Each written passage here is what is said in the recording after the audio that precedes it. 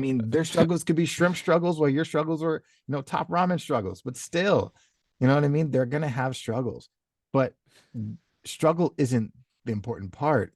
It's the navigating the struggle that's the important part. If you teach somebody how to navigate the struggle, it's like, you can lead a horse to water, but you can't make him drink, Yeah. right? Yeah. You can teach a man to fish, or you can feed his family for him. You know what I Yeah. mean? But if you Yeah. teach someone to fish their own problems out, dude, you've created a successful person.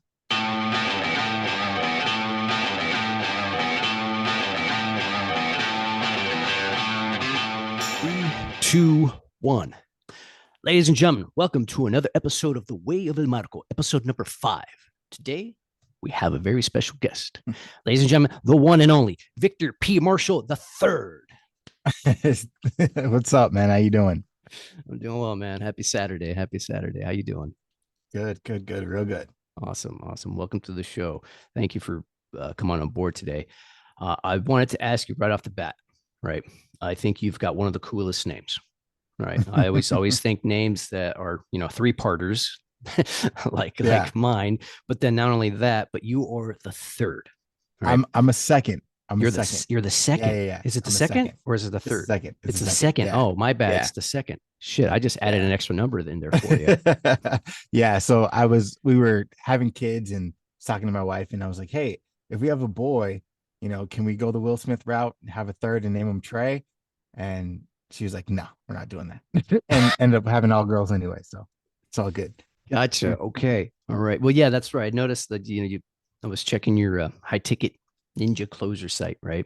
And you Mhm. had girl dad there, all girls. All girls. Yeah. I got one boy. You've got all girls. One of the things I definitely want to touch upon, I want to talk about fatherhood because this is also the first episode where I have a fellow father on board the show, Awesome. Yeah. right? Now, I can't speak for the other guys definitively. They might have some, kids out there that they don't know about, but as far as we're concerned, we know. So, Right. Right. right. And so, Victor P. Marshall the second.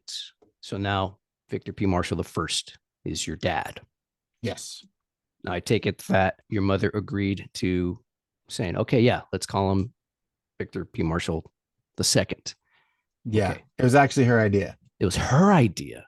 Yeah. So it's funny because I'm a second named after my dad, and my younger brother is a second named after my grandfather. Oh, So we're both. wow. Yeah, Wow, it's that's pretty cool. pretty cool. That's pretty cool. Where are you from in the country? Originally, I'm from California, San Diego. My dad was in the military, so I was born in Philadelphia, but at around 3 to 6 months old, I was in San Diego, and I Oh, was there until 2014. Um, wow. Currently, I live in Pennsylvania. I moved back to Pennsylvania. My wife is from Pennsylvania, and her family's from Pennsylvania. So that's where they're at now. That's where they grew up. So I'm like, you know what? I'll go back, be around her and her family, raise my kids in a more rural, more relaxed environment. Because San Diego, is beautiful as it is, it's expensive, Mm-hmm. it's it's busy, it's Mm-hmm. crazy. So Mm-hmm. I just wanted to kind of settle down in a different place. What part of San Diego? So, like San Diego proper, like the actual city of San Diego. So, San Diego's huge, right? Mm-hmm. Yeah. And San Diego County is even bigger. Yeah. Yeah. I grew up in like the Lemon Grove, Spring Valley, San Diego proper area in a place called Lomita Village, which is technically the hood of San Diego. But yeah, it was pretty crazy growing up there. But it, I mean, it's still California, it's still San Diego. Yeah.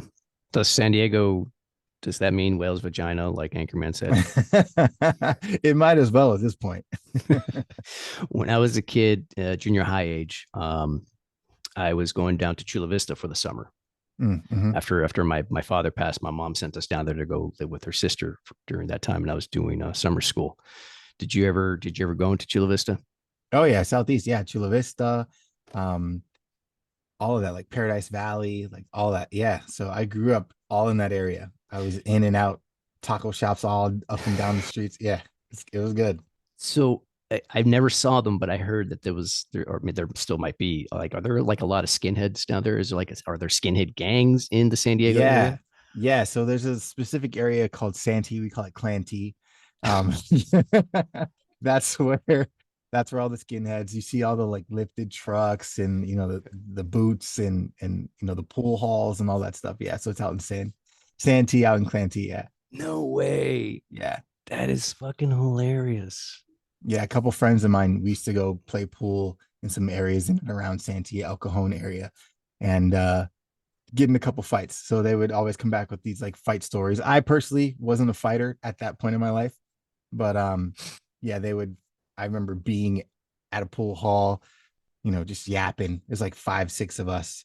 Some guy comes out, him and his friends, and then it's just like I'm in the car, and my friends are just like beating this dude up because he just tried to attack one of our dudes. It was an interesting situation. I hang out with a lot of older people, so it was a very interesting situation. They were like, "Stay in the car," and they took care of dude. And then I was just like, "Wow!" And they were just all hyped for the rest of the night. It was great.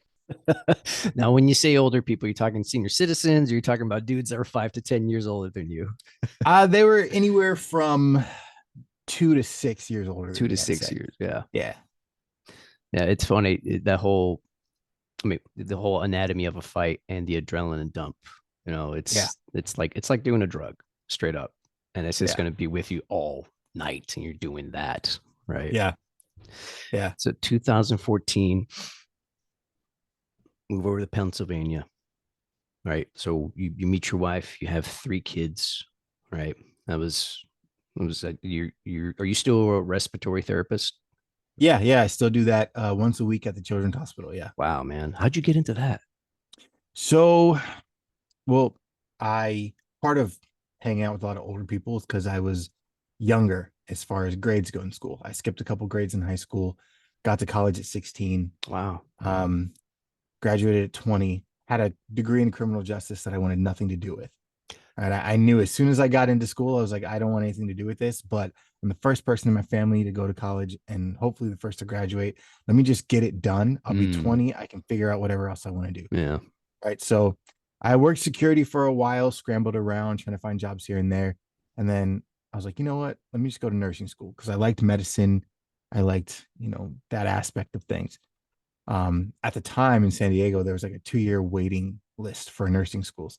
Oh, So I was actually at a job fair, um, took a card for a respiratory school. I was like, I don't even know what that is.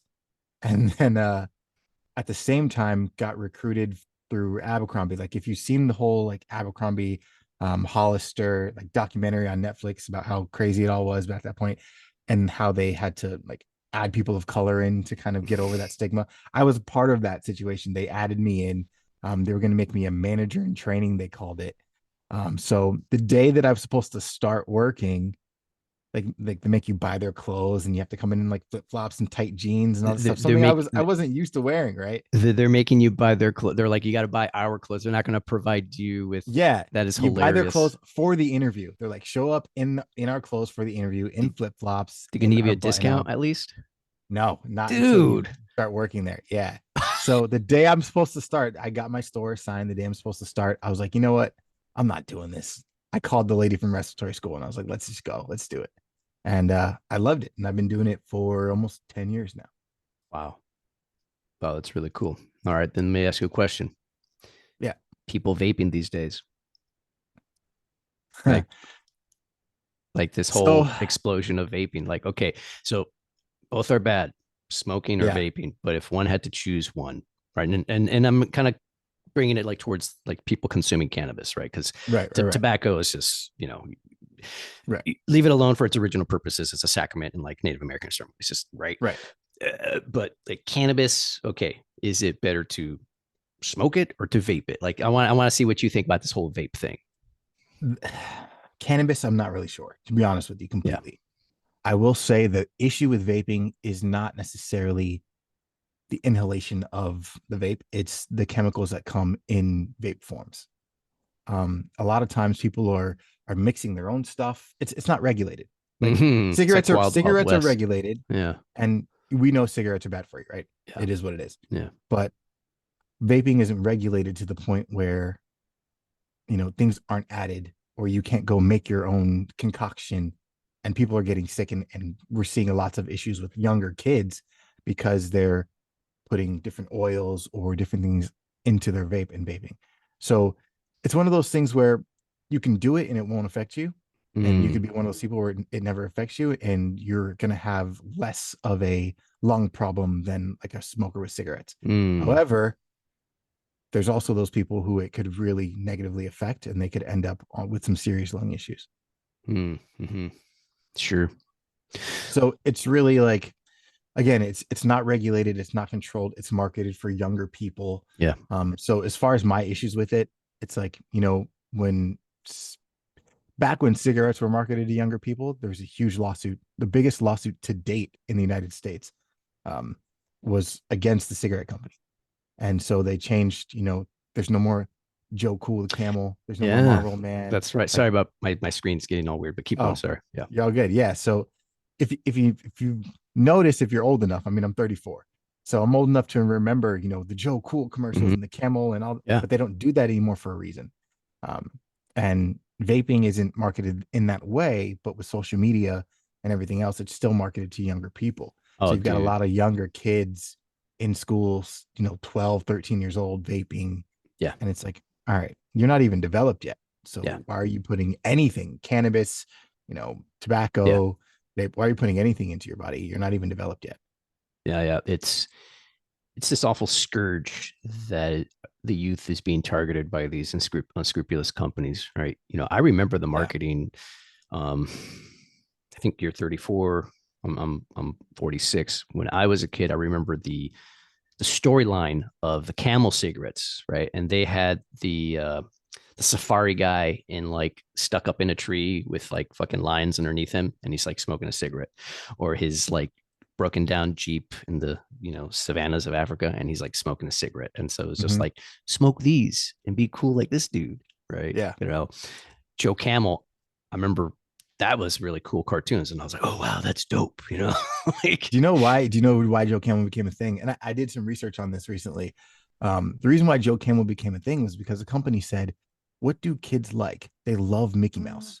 So Oh my god. let's create a character who's like Mickey Mouse for Oh, cigarettes oh and my see how god. much we can get." Because if you start a population on something, you start them young. Mm-hmm. How do Indoctrinate you them. take over a population? You indoctrinate the young, Yep. right? You Yep. indoctrinate the young and the weak, and then Yep. they grow and they start indoctrinating more people, and it becomes society. Yeah. That's funny, dude. Like, I'm surprised they didn't just go flat out. I'm like, let's create this cartoon character called Tommy Tobacco. Yeah, for sure. Right. And so with that being said, right? Because these are the things I think as parents, right, where we want to insulate our children, or at least um, get them resilient and smart enough to know better, Mhm. right? And part of that is, I think, being a good example to our kids, leading by example, being ourselves healthy. So you've got three kids. I've got one. What I mean, have you even? I mean, how old are your kids, real quick? 4, 3, and 10 months. Oh my god, dude! All right, so mine's Yeah. 5.5. You got 4, 3, and 10. Yeah.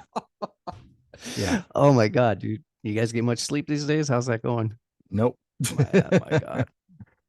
So, so you got a few years to get ready for this. Once they're like probably what, late elementary school, junior high, when those Mhm. influences start converging. Like, what is your plan, or what's your strategy to best prepare your kids for what's coming?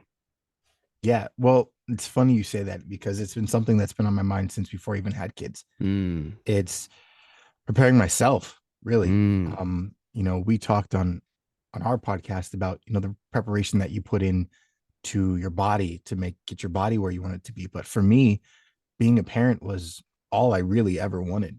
So mm, I created a lot of these mistakes to get to the point where I found the right relationship with the right person and to build the family with kids. And so I had a lot of time to do some inventory and figure out, okay, what do I don't like about myself? Let me pick and choose and pull pieces. I mean, that's why I'm in sales. I mean, that's why I only work 1 day a week at the hospital. My father, and great dude, was, still married to my mom, has issues as a man, any man would, but he worked all the time. Like, I don't remember him being home long periods of time. And there's like blips here and there, right? And one of the things that I said to myself was, I don't want that for my kids, mm, especially when they're young. I want to know my kids. I want them to know me. I want them to not be afraid to come to me with something. I want them to feel like, hey, dad knows who I am and he gets me. Right. So when we had kids, my wife was on track to become supervisor at her job and she had just gotten promoted. And I was like, you know what? You have your career. I will dial back everything that I possibly can and make it work around you. And our kids don't have to go to daycare. Our kids don't have to be anywhere else. Like it's me. I got this. I'm dad. Right. So I do, and I still, my wife's at work right now. I do breakfast, school drop off, lunch, bedtimes if she's not home.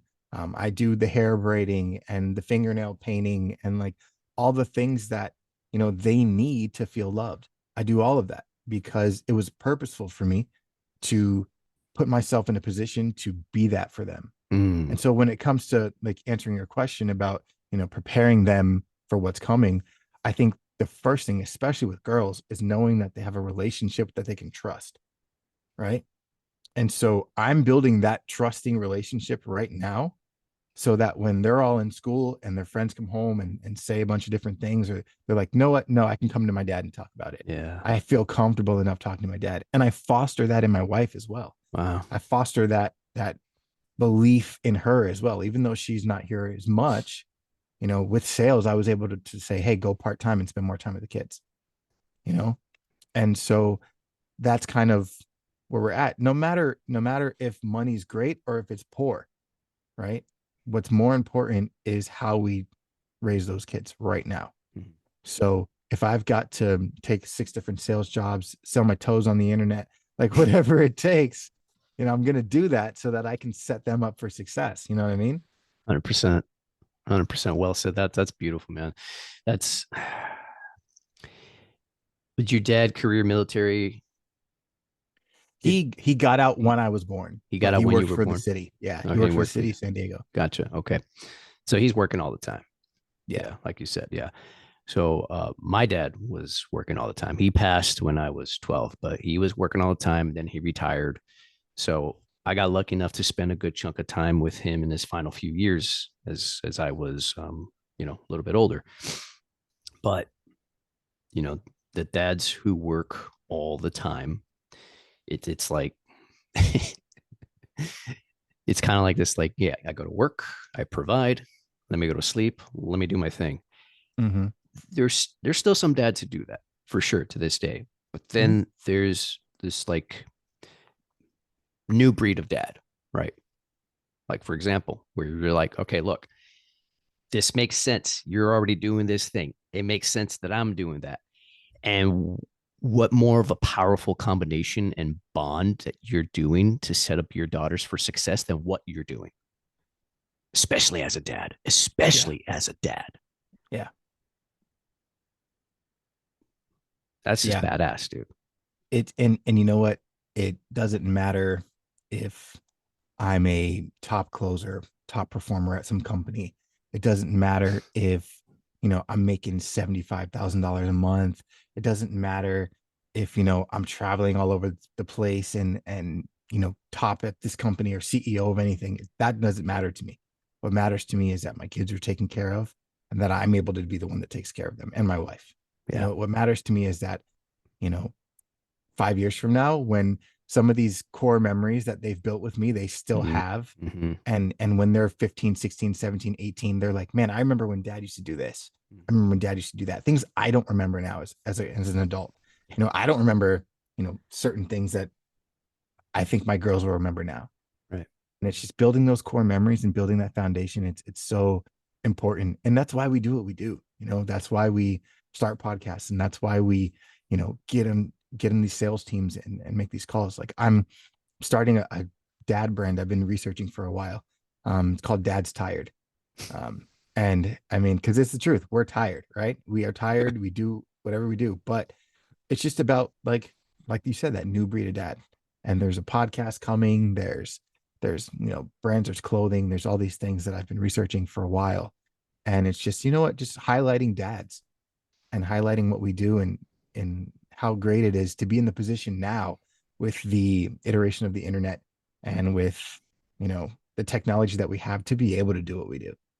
Oh man, these powerful tools to leverage. Oh right? yeah. This we really do live in a really special time. Well, the Chinese have a saying, "May you always live in interesting times," Hmm. and it always is an interesting time, right? And now we're on this insane cusp of crazy ass shit. For example, with AI, right? Hmm. Chat GPT. Have you played with that thing recently? I haven't played with it, but I'm familiar with it. Yeah. So the other day I had it help me write a resume like that, right? Yeah. All right, and I tried to get it to write some dialogue for like a screenplay, and then it kind of got a little weird because I was like, is it too busy or did it get stumped? Who knows? Yeah. Still, that robotics. The one thing that people have forgotten about is all the CRISPR genetic stuff that happened a few years Mm. ago when China made some CRISPR babies, right? And so, like, we're on the cusp of like potentially millions of people losing their jobs because of AI enhanced robots, right? And then this whole idea of universal basic income coming into play. But also, here's this thing I was thinking about, right? Is that if we're able to like program these robots to be extremely compassionate and loving, because here, I'm bringing this point up, right? As humans, as parents, as sons, as brothers, as whatever we are in a family unit, we experience emotions and we get frustrated with our loved ones, Hmm. right? Suddenly now you can have this, excuse me, this mechanical companion in your home that will never experience resentment, anger, any of those negative things, that will always be on point, that can be now essentially financed like a car to help you raise your kids, or in my case here, help me with the old people, right? Yeah. Would you opt for something like that if it was proven to be 100% safe? No. And Why? here's why. Emphatically no. And here's why. I don't believe that anger in itself and negativity and um, all the things that we would consider negative, the toxic behavior, all the things are inherently bad in and of themselves. They, I should say it like this: they are bad in and of themselves. But what makes it human is the ability to say, "Hey, I was angry and I shouldn't have been. Let me fix this. This is the correct way to answer that. I'm sorry." Things that are so important for your kid. I've apologized to my kids more than I ever received as a child already. You know what I mean? And it's not because we're soft and all these things that people are trying to push the narrative of. It's because you're starting to see that things like Columbine happen because people are not admitting, hey, I was wrong in this, or this is a negative action that took place. This is something that was bad, and I admit that I was wrong. This is where I messed up. This is where I failed you as a parent. I am sorry, and this is what we're going to do to go forward. That is so powerful in a child's life. Mm-hmm. Because it's not that my parents are superheroes. That's what we grew up thinking, right? Our Yeah, parents are right, superheroes until they weren't, right, and then right, they were never superheroes again, right, right. right? But for us, it's I don't want my kids thinking that I'm super dad. I want Right. my kids thinking that I try so hard to be the best person that I can be, because then they can model that. That's Yeah, behavior they yeah, can yeah, model. yeah. They can't model perfection. No, no. You bring up a really good point because it's okay to get angry. It's okay to experience the things that's only human. What's not okay is the behaviors that we attach Yeah. to the anger, Yeah. right? So it's been mentioned many times in the personal development space. One of the first people to bring it to light was Viktor Frankl. We're saying if you create that space between what you're feeling and then choosing a response, it's no longer a reaction. Because a lot of Mm-hmm. times the go-to, and we're all fucking guilty of it, is the emotion and then the reaction. I'm angry and fuck, and Right. now let's go clean it up. At least, like you said, we're cleaning it up, right? Mm-hmm. I don't think my dad ever, ever fucking apologized for anything because he was that kind of man, because that was his kind of world, Yeah. you know? Yeah. Question for you. You're going to put your kids in public school or private school? So they're in private school now. Hmm. I'm in private preschool now. Um, I have a faith-based background. Hmm. So my child, I was like, hey, we're going to go to faith-based school. Um, for a couple of reasons. I want them to experience being African American. It's difficult. Even faith-based environments are difficult. I would say it's even more difficult than a public-based environment because you've got a lot of beliefs that people put on that they attribute to God or they attribute to their higher power, right? Mm-hmm. For instance, I've been told that I can't date a certain girl because I'm unequally yoked. And it's just misquoting scripture, Oh, misquoting context, right? yeah, So for it's their own for me, benefit. exactly, Uh-huh. exactly. And I feel like that happens a lot more in faith-based environments. But it's important for me to teach my children how to navigate that. Yeah. And there's qualities that come out of faith-based environments that I like. I like personal responsibility. Hmm. I like, kindness. I like the love that you're supposed to feel for other people. I know the things that I want my kids instilled in my kids. I think good qualities are there, but the negative qualities that are there are qualities that I want them to overcome now Yeah. when they're younger. They're going to get introduced to drugs and alcohol and all of that stuff just as easily in a faith-based environment as it will anywhere else. And don't let anybody else tell you any different. Oh, dude, 100%. Right. 100%. So when it comes to personal behavior, I want them to be able to navigate that from a solid foundation and saying, this is why I believe what I believe. I don't want you just to believe it. I want you to know why you believe it. And I want you to test it daily with people that are supposed to be there as people on the same belief as you, Hmm. people that you should think should feel the same way that you do, but internally they don't, because people are people no matter what you believe. Yeah. And so I want them in an environment where they get to experience that. Yeah. And yeah, you can get that in public education as well. But what I know is faith-based education. So that's where they're at. That's where, and the education that they're getting personally in this place is phenomenal. And I've seen it of my own two hands, two eyes. So for me, I don't, I'm not just a Christian or, whatever. I'm also an African American. I'm also a father. I'm also uh, a salesperson. I'm also all of these things. It's a facet of who I am. And I want it to be a facet of who they are as well. And I want them to 100%. be able to decipher and to differentiate between what's being told to them and what's reality. And I feel like this is the best environment to do that in. Well said. Well said. This brings us to another point that I wanted to just kind of talk about also too within the sales game, something Mm-hmm. that I've noticed. There's like maybe like six African American dudes that I know that are in the sales game. Yeah. Yeah, I think Yeah. it's you, Pierre, Yeah. Yeah. Jay Daniel. Let's see who else. This dude, There's a few. Marco. This other guy, Marco. I forget his last name. Baldwin. And Yeah. then one of the homies, he's out in England. He was like in one of Bill Walsh's. So that's how many I've seen where I was like, wait a minute, dude. And then like there's maybe like 200 Latinos. There's Mm-hmm. maybe like two Asian dudes, and, and everyone else is Canadian, American, British, Caucasian, Yeah. or and Australian, right? Yeah. It all Well, comes down to trust and yeah. belief. Like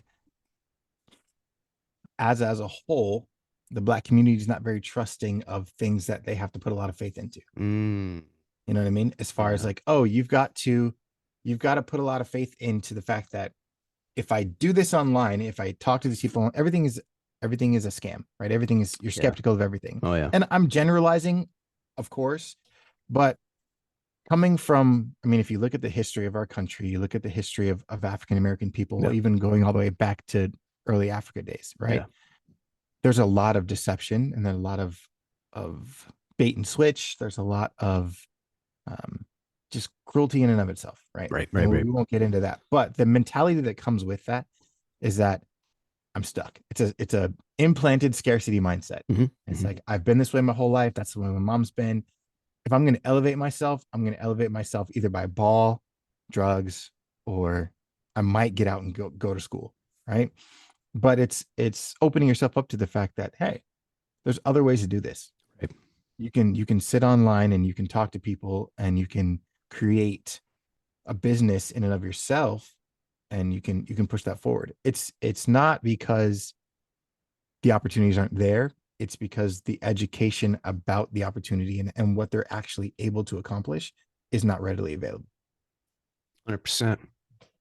Let me ask you a question along these lines. Yeah. And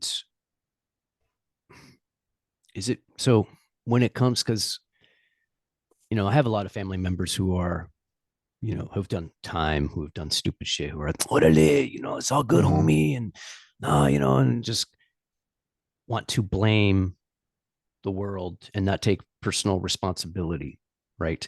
And when you have certain political parties or certain groups that want to keep that narrative going, I'm always kind of like, really, dude? Like, you should vote for us because because you're part of that ethnic group, or your skin color looks like that.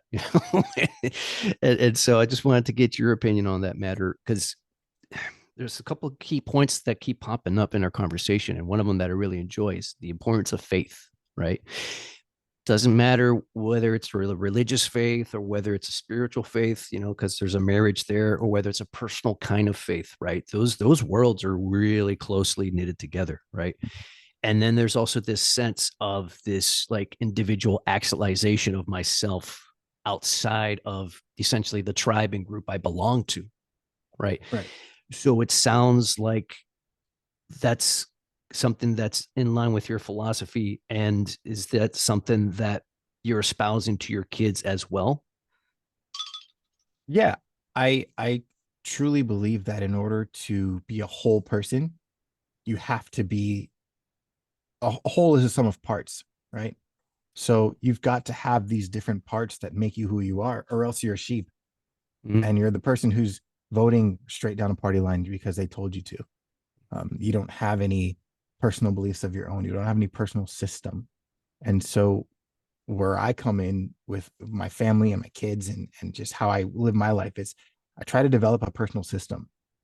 Whether or not I completely understand something, great. I try to at least develop some type of belief on it and research it and get to know a little bit more. When it comes to voting, I like to understand at least a small, minute understanding of what I'm doing, who I'm voting for, what the issues are, because it's not just, oh, president, I don't like this guy, I don't like that guy. Mm-hmm. It's okay, how am I shaping my future? That's the whole point of it. Like, even if I lose, even if I don't align with everybody else, this is what I stand for. And there's no way that any point in time that you can come to me and say, oh, you did something against what you stand for. And if I can show that to my kids, then imagine 2, 3 generations from now what they're showing to their Yeah. kids and their grandkids. Yeah. You know what I mean? Yeah. It's like we start today with us, right? I mean, look at ball players like LeBron and D Wade and like changed generations by starting with them, Yeah. right? And we think, oh, that's the extreme. But yeah, I may never be a billionaire. I may never play, I will never play in the NBA, but I can still have the same kind of impact on my family for generations to come.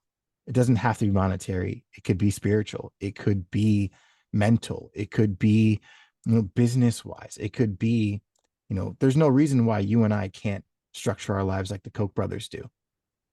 You know what I Right. mean? Right. Right. And structure our families that way. So that way they can look back and say, okay, my dad did this, and this for me. So now I don't have to worry about all of those things. Right.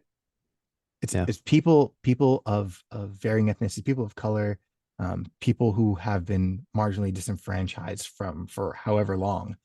And I know I'm saying all the trigger words, but they they don't look at themselves as capable of establishing generational anything, Yeah, right? man. And Yeah. because of that, they're stuck. Yeah. And it's like this is how it's always been done. Oh man. Yeah. And it's like, no, you can structure yourself differently. You can have generational wealth. Yeah. You don't have to, you may not be wealthy right now, but you could set your kids up for success. Yeah. We always want to be like, I want my kids to struggle like I did, man. Why? Oh, I hate guys like that. Why? Dudes like that piss me off where I'm just like, really, bro? Yeah. Why don't you teach them that you did struggle and teach them what you learned from your struggles so that way they have the knowledge without ever having to go through it? They're already going to have their own struggles. Let's Exactly. not compound that Exactly. shit. They're gonna have their own struggles regardless. I mean, their struggles could be shrimp struggles while your struggles were, top ramen struggles, but still, you know what I mean? They're gonna have struggles. But struggle isn't the important part. It's the navigating the struggle that's the important part. If you teach somebody how to navigate the struggle, it's like, you can lead a horse to water, but you can't make him drink, Yeah. right? Yeah. You can teach a man to fish, or you can feed his family for him. You know what I Yeah. mean? But if you Yeah. teach someone to fish their own problems out, dude, you've created a successful person. 100%. Man, we can go for another half hour. That was a half hour, like Yeah. 5 minutes, guys. You went like For sure, fast for like sure. that. And there's so many other things I wanted to bring up, but that I knew once we were going to get into that, I was like, dude, this could take us down because it's Yeah. fatherhood and kids and everything. It's just a Yeah. fast place. So thank you so much. Where else can people catch you? You've got your YouTube channel, High Ticket Ninja Closer, Yeah.